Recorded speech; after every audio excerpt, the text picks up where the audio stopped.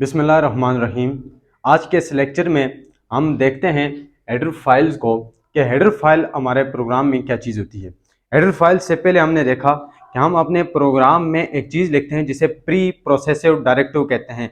हमारे पास वो क्या चीज़ होती है, वो एक इंस्ट्रक्शन होती हैं जो हमारी हेडर फाइल को इंक्लूड करवाती हैं कि जो भी हमारी, क्योंकि हमारे पास हेडर फाइल मुख्तलिफ पर्पज़ के लिए बनाई गई होती हैं, तो हमारे पास जो प्री प्रोसेसिव डायरेक्टिव होती है हैश इंक्लूड, जो हैश से हमारे पास शुरू होती है, उसका काम ये होता है कि हमारी हेडर फाइल को इंक्लूड करवाना। अब हमारे पास हेडर फाइल क्या चीज होती है? Header file are collection of standard library function. ये हमारे पास कलेक्शन होती है किसकी? स्टैंडर्ड लाइब्रेरी फंक्शन की, टू परफॉर्म डिफरेंट टास्क, जो हमारे पास मुख्तलिफ किस्म के टास्क को परफॉर्म करती है। There are many header files for different purpose. हमारे पास बहुत सारी हेडर फाइल्स होती हैं जो डिफरेंट पर्पज के लिए बनाई गई होती हैं। Each header file contents different type of predefined function में header file can be included in one programme.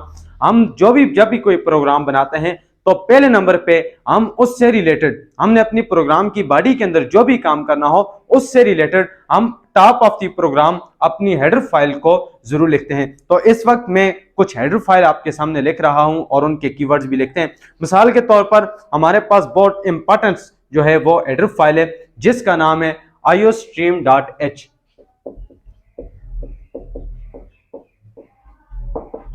अब अगर हम डेव के अंदर अपना प्रोग्राम बना रहे हैं तो उसमें सिर्फ iostream लिखेंगे, .h नहीं लिखेंगे। तो अगर हम कोई और किसी प्रोग्राम के अंदर, सॉफ्टवेयर के अंदर बना रहे हैं तो फिर हम .h लिखेंगे।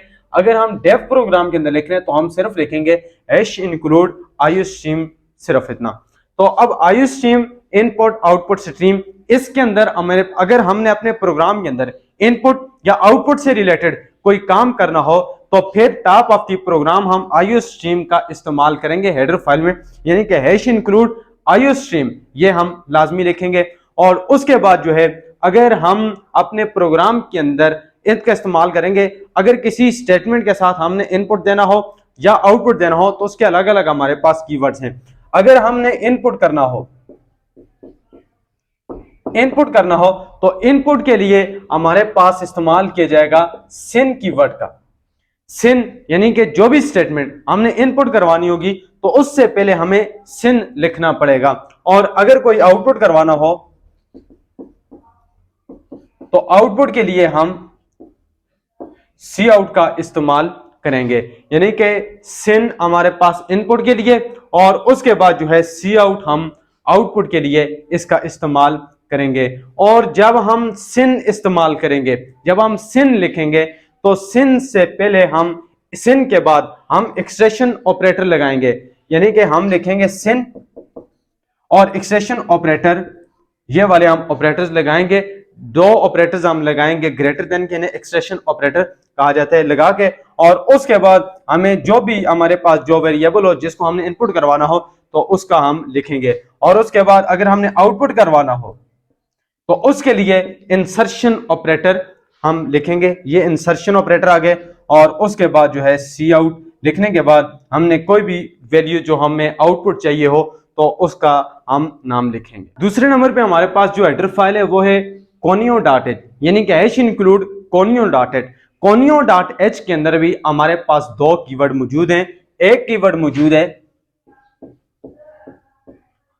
अगर हमने क्लियर स्क्रीन करवाना हो तो हम कीवर्ड इस्तेमाल करेंगे CLR का, क्लियर स्क्रीन के लिए। और अगर आखिर में अपने प्रोग्राम को रोकना हो, स्टेबल करवाना हो तो उसके लिए हम प्रोग्राम में लिखते हैं get.ch, ये हमारे पास get.ch का इस्तेमाल करेंगे। आखिर में हम get.ch लिखेंगे। रिटर्न 0 भी लिख सकते हैं या get.ch भी लिखेंगे। अगर get.ch लिखेंगे तो फिर टॉप ऑफ द प्रोग्राम हमें जो है हेडर फाइल लगानी पड़ेगी कि हैश इंक्लूड conio.h, तो इसके लिए हम लगाएंगे। तो यानी कि हमने देख लिया, हमने दो हेडर फाइल्स को देखा। पहले नंबर पे हमने देखा कि iostream.h और दूसरे नंबर पे conio.h।